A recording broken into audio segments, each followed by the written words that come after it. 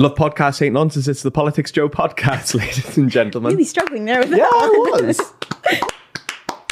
I've never considered how difficult it is to say all those S's together, but here we are. Ollie and Yvonne are professionals. They are professionals. They also don't have a strange impediment that I don't know how to describe. But there's something about S's for me that just don't work.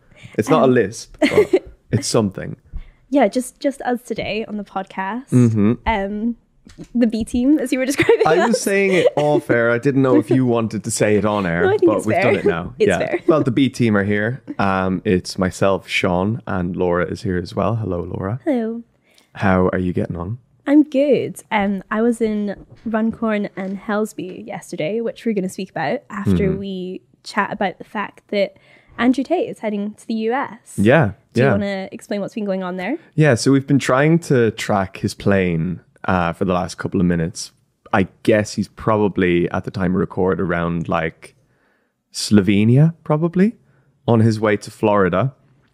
I imagine at some point he's going to be meeting the president of the US, Donald Trump.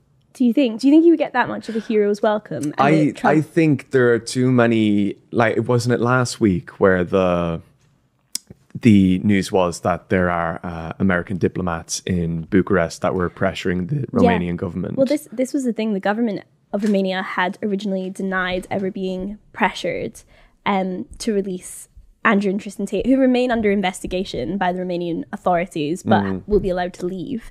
But then today, they have come out and said that's not true. The US Special Envoy did actually, well, they haven't used the word pressure, but did actually ask about the Tate brothers' release. Do you think this is as beneficial to Donald Trump as he thinks it might be?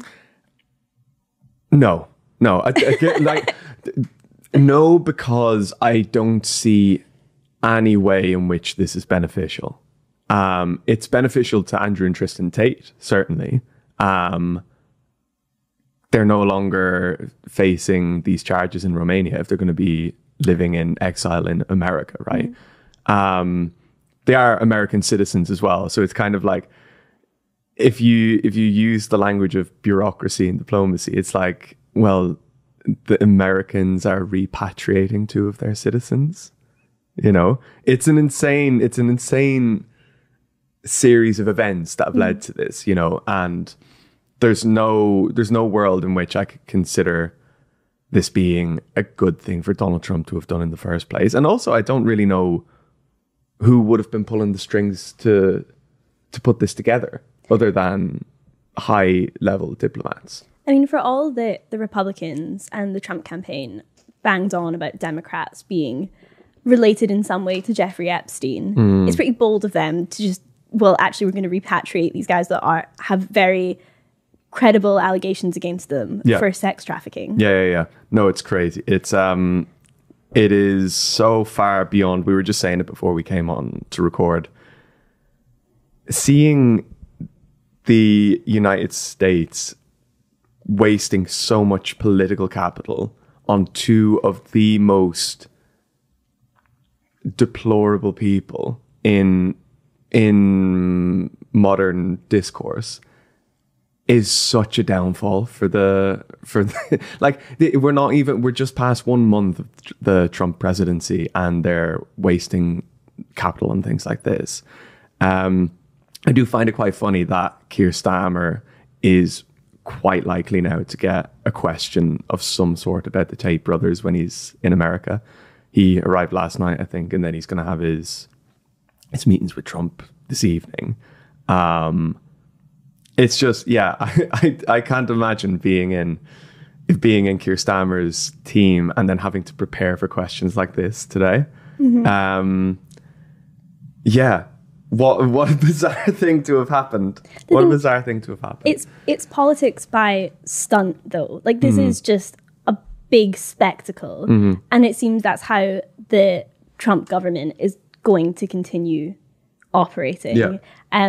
But I guess it's okay because they defunded Ebola prevention. So they have a lot of money now to spend on repatriating the Trump government. It's just like, it's the reinforcement of American power in Europe and globally, I guess, but also to use that kind of power for two people like this is just obscene. You know? I think something that is a little depressing is there will be a sect of Trump supporters that are impressed by this and are very happy by him associating himself with Andrew Tate. Yeah. So this will play very well with a section of his audience. Yeah. Like, I mean, I said at the beginning that I couldn't understand why he would do something like this if it was his decision. But obviously that is one factor of it, isn't it? That, like, of course, people like Tate, people like Joe Rogan, the pod bro sphere is what Donald Trump got elected on, or it's the demographic that turned out most to vote for Donald Trump.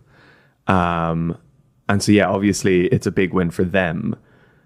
But just on the grand scheme of things, it just seems like I feel like those guys that voted for Trump, that listened to Andrew Tate's podcast, didn't need for him to be liberated and brought to America. You know, they're still going to listen to him if he's under house arrest in Romania. You know, like, I get, like, other than just preemptively avoiding jail time, that's the only thing you can see it as, right? Should we talk about a convicted criminal now? Yes, let's do that. You were in Runcorn yesterday, or Frodsham. Yeah, I was in Frodsham, which is a small market town in the constituency of Runcorn and Helsby, which was the constituent, or is still the constituency, of the MP Mike Amesbury, who was suspended from the Labour Party last year after CCTV footage came out of him punching a constituent. He said that he was threatened by this constituent, but the CCTV footage didn't quite show that. And then after he had punched him, knocked him to the ground, he punched him a further 5 times until people that had seen this stepped in, pulled him off, and he shouted, "You won't threaten your MP again, will you?" at his victim. And now he's been sentenced to 10 weeks in prison. He's still going to accept his salary as an MP, and he's not resigning. He is appealing the decision, isn't he? He is appealing the decision. And while the appeal process goes through, they can't really force him out either, and they have to wait until that's over. But if it does seem kind of inevitable that the appeal won't work, and then there would be a by-election in this constituency. So I went and spoke to some of his constituents about what he was like as an MP and what they thought when they first saw that CCTV footage, and we'll hear a bit from them here. You don't think Mike Amesbury should resign? Why is that? He was a good MP. I'm from Runcorn, and he was a really good MP. You seen him out and about all the time, and he was good for the community. And if you come round Frodsham every week, you always see fights. So, what the hell? What did you think when you saw that footage of Mike Amesbury punching his constituent? I thought the first punch might have been okay, but what he did after that was bad. I think locally he's been a good MP, and I think he's worked well in the community.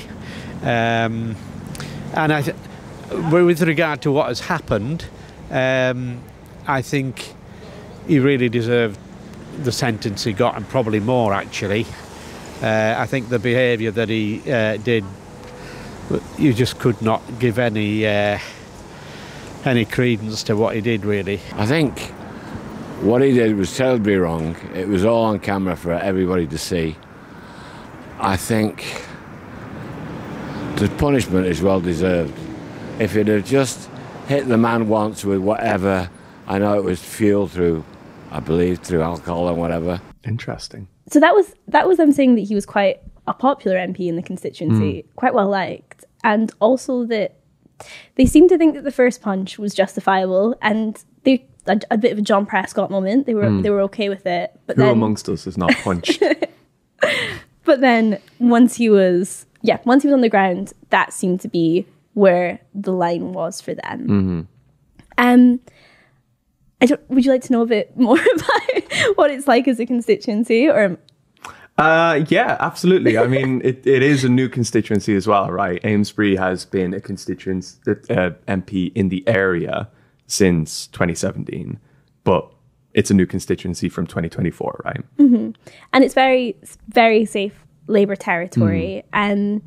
It's the town I was in itself is a market town, but Runcorn, the larger town in the area, is a big industrial cargo town, and Helsby is a mix of farming, but most people are employed by an oil refinery in the area and a glass bottle manufacturing plant and a fertilizer plant. So it is classic Labour territory. But in last year's general election, we saw Reform come in second there. And when I was out speaking to people, apart from two young guys I spoke to who said they weren't going to vote, everyone I spoke to said they were going to vote Reform, and we can hear them say that here. The two parties that are in the front running are Labour and Reform. What do you make of that? I'm not really into politics, to be fair. Like, I do look into it involving America, because that's kind of funny of how that all goes through, but I don't really pay attention to England that much, really. I seem fine with Boris, to be fair, but that was really for me. Would you vote if there was a by-election? Nah, I'm not. I don't really like voting, to be fair. What about you? Would you vote if there was a by-election? I'll look into it, but obviously I don't know much about politics myself. But I'll probably look into it and see what's happening in that. Do you think that Reform could win in this constituency? I hope so. But if Mike Amesbury was here, no, that's the truth. I think Reform should take over. Why do you think that? I think they've got better ideas. They're talking more common sense. This government's making a right mess of things, and I think we should look at reform for the future to put this country right. Do you agree with that? Totally, exactly, totally everything that Derek said. I think we need to have a fresh start again, and I think Reform's going to be the one to do it. Why do you think Reform is doing so well in these former Labour safe seats? I think we touched on this a small bit the other day, didn't we? Of the idea that the parties that traditionally represent people have failed to do so for whether it's the 7 months that Labour have been in power this time round, whether it's been in the Blair years or any time since the charging up of neoliberalism. I'm not particularly surprised to see Reform doing so well, or to see Reform on the tip of the tongue of people in these constituencies. I mean, you saw it during the election where constituencies that Labour were winning from, that were flipping from blue to red, were not, a lot of them were, but the big story for me on election night was that actually Conservatives were coming third in a lot of their old constituencies behind Reform. That was before Reform had an MP. You look at that and you say, okay, what is appealing to these people? It is, they haven't been in power. They're a relatively new party. You don't have any historical precedent for anything they've done or not done. Their leader is like Teflon. They have this luxury and ability to say whatever they want to anybody who feels any grievance. And so particularly when it's a town like Runcorn, that's kind of the typical version of a Labour constituency, employment in industry and manufacturing. It's historically a working class area, blue collar area. And this kind of feeling of being left behind, I suppose, is probably something to do with it. I think also Reform have the ability to be able to repeat what I said. Their lack of any real history as a party and history in in any form of government, they can go to constituencies like that and say anything they want. That pothole that's been there for 20 years, I'm going to fix it if you elect me. Mm-hmm. I don't know, if that factory that's been closed since the 1980s, I'm going to reopen it. Who are you to say that I'm not, Mm-hmm. It feels like, Labour ran the general election on this slogan of change. Yeah. But for people in Runcorn and Helsby, they haven't yet seen that change in the first 6 months that they've been in government. In fact, people were bringing up things like, well, they took my winter fuel allowance off me. And it feels like that is quite a change. That is a change. But it feels like what they're seeing is a fight between the two centrist parties, the Conservatives and Labour, and they're fighting over who gets to steer the ship that's sinking. And it feels what they actually do, they do want change, but not the change that the Labour Party has brought them. And they're still seeking that, and they're seeking it in reform, because that's the word that was coming up when I was asking, well, why reform?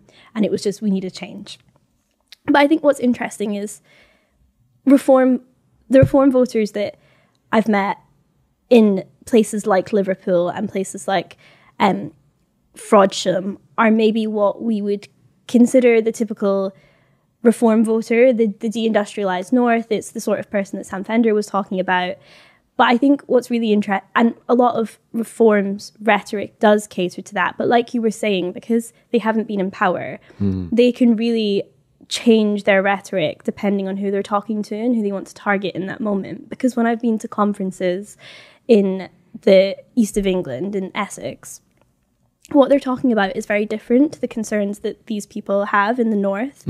They're targeting in the south of England this young entrepreneur who's a homeowner.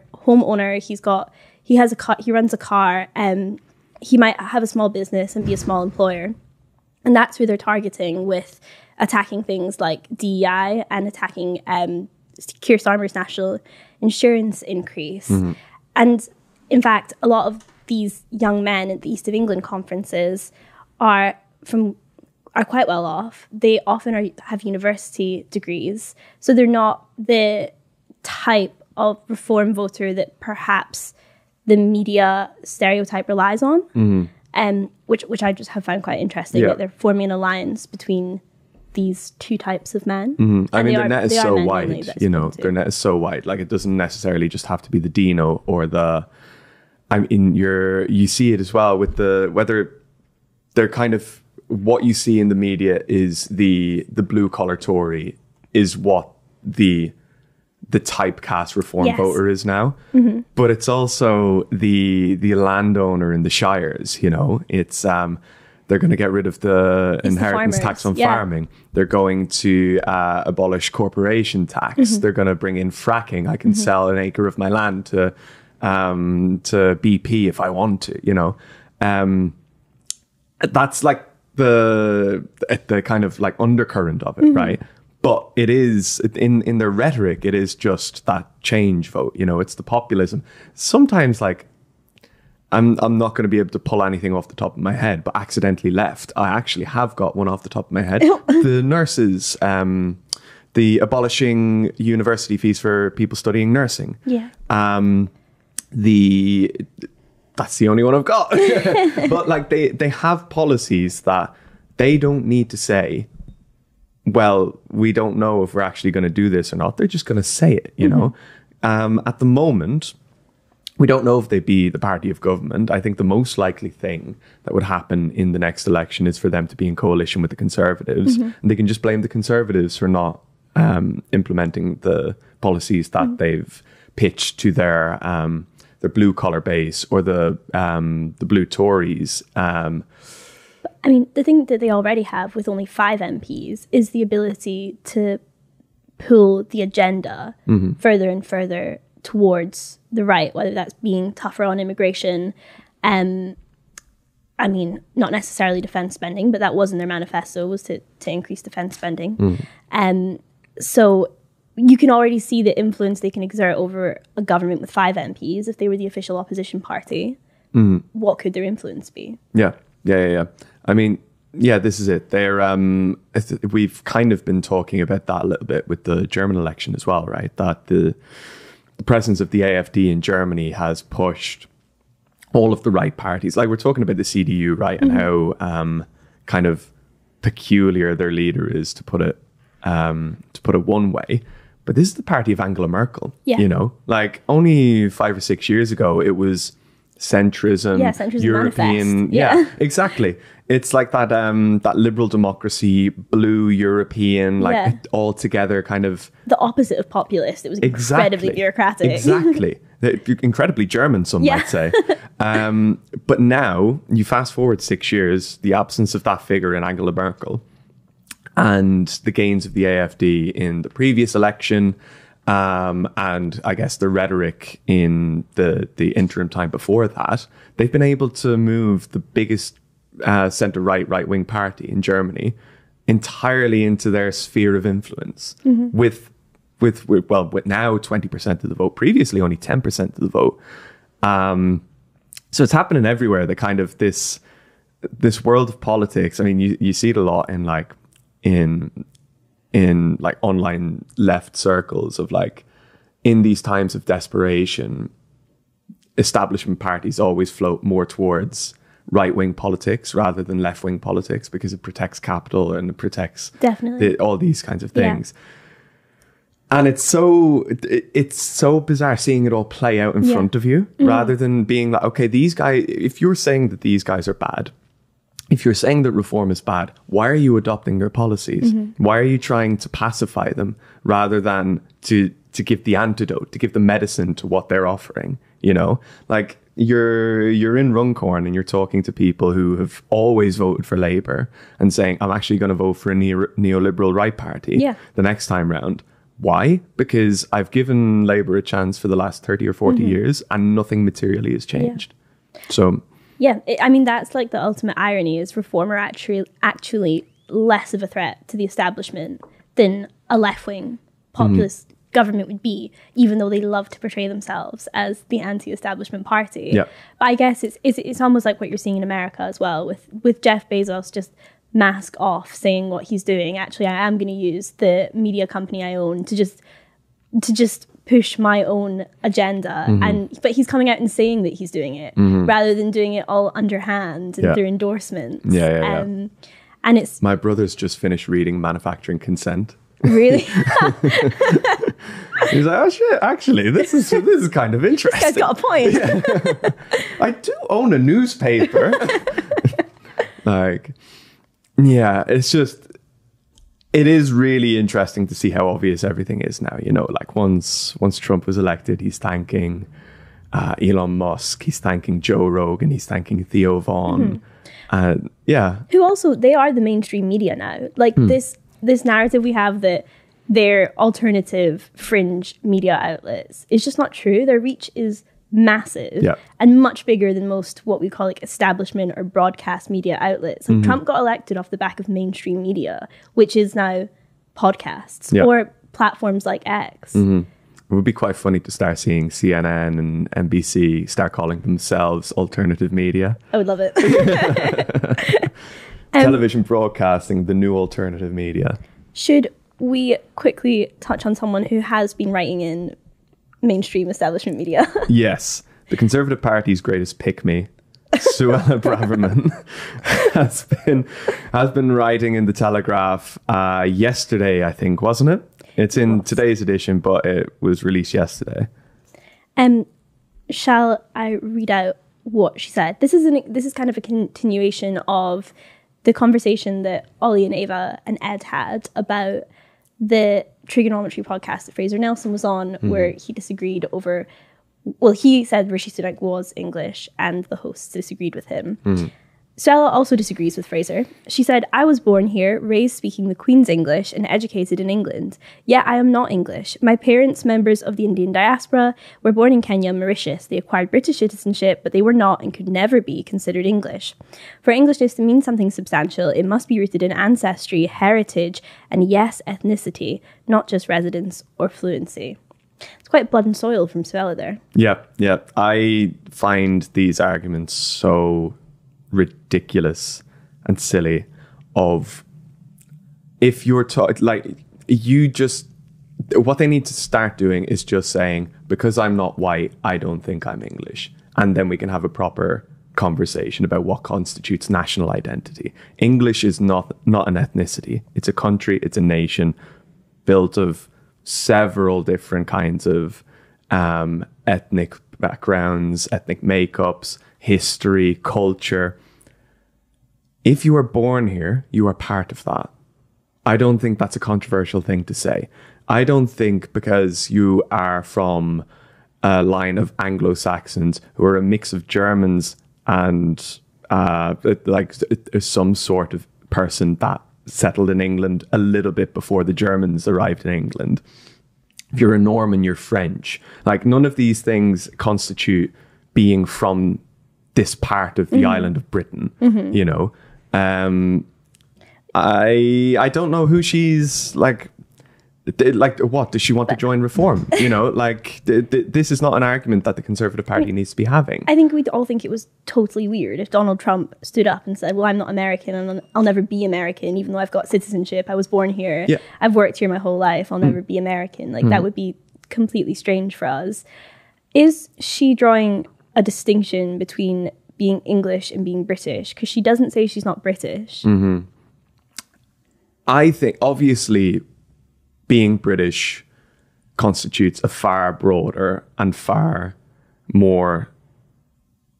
clearer storied tradition and culture, right? And the easiest way to pinpoint that is if you look at the Empire.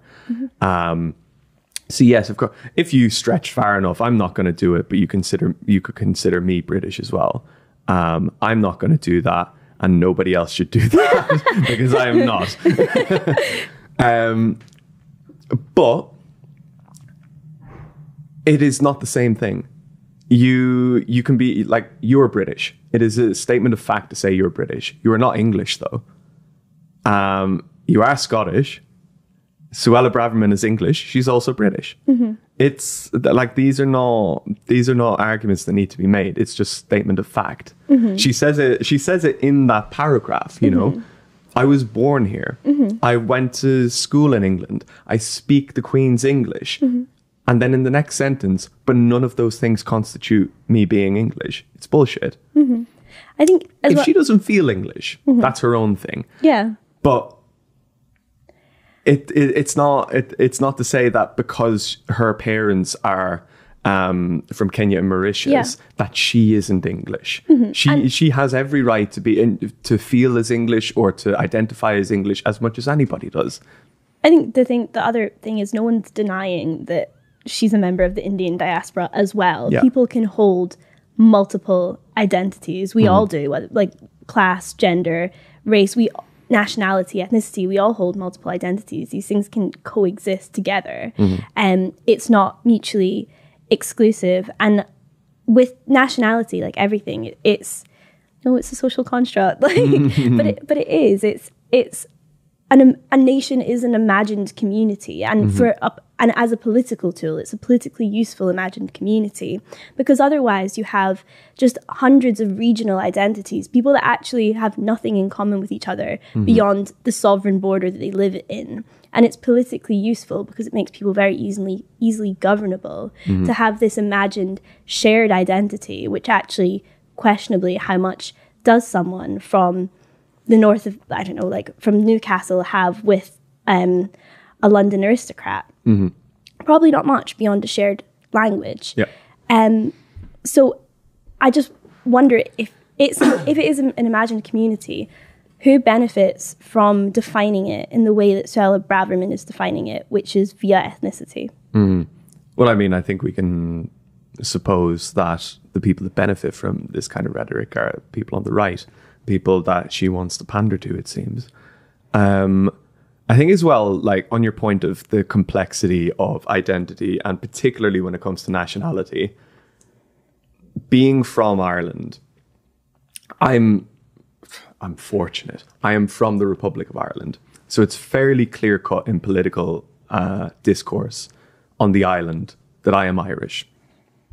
People from the nationalist community in the north have a far more difficult time in having their national identity recognized by even people from the Republic. You know, it's something that you see a lot in Irish media. I don't need to name examples because I can't imagine our audience is going to know them off the top of their head. But there's been many a time where there's, say, footballers from the north of Ireland that play for the Republic of Ireland or talk about the struggles that they've had in being someone from a nationalist community in a divided society, and you will get commentariat in the Republic of Ireland saying, well, you're British, or well, you're not really Irish, or you're not the same kind of Irish as I am, you know. But then you look at it, and like when you look at an article like this, I'm reminded of people like Ian Paisley, for example, Ian Paisley Sr., who arguably one of the staunchest unionist British men in the North. Even he recognized that he was Irish. He was from the island of Ireland, and so it is a statement of fact for him to be Irish. Whatever his national identity is outside of that can coexist with being of a place, you know, belonging to a place, and however local that is and however broad that is. You like, am I a European citizen? If I want to be, I can identify as a European citizen. You can't. No, not anymore. I can do that if I want, but I don't identify with that on the whole. I like, you can pick and choose what you identify with, and how local it can get is up to you entirely. And so I just find it funny. I was reminded of the Ian Paisley thing of, this is a person who, if you took Suella Braverman and Ian Paisley Sr., you would say he is far more radical right than she is. But in reality, the trajectory of right-wing politics has moved so far away from what we considered far right in the 1990s, 1980s, that he would seem like a moderate in this kind of conversation, which is bizarre. I think it's interesting how what makes up English nationality has changed, because after Ava mentioned it on the podcast that Rupert Lowe had read England, Your England by George Orwell, and then was misusing it, like misunderstanding the satire. I went back and read it, and obviously he's writing about Englishness in the kind of post-war way, but there were so many stereotypes of what an English person was like that I'd never heard of. These are like, and it just goes to prove that nationality and what makes a national characteristic has changed so dramatically in under 100 years. Like, to say that it has to be what Suella Braverman, I think, in this article is arguing for, is some sort of fixed English identity. But English identity, and any identity, is never fixed like that. It's fluid. Exactly.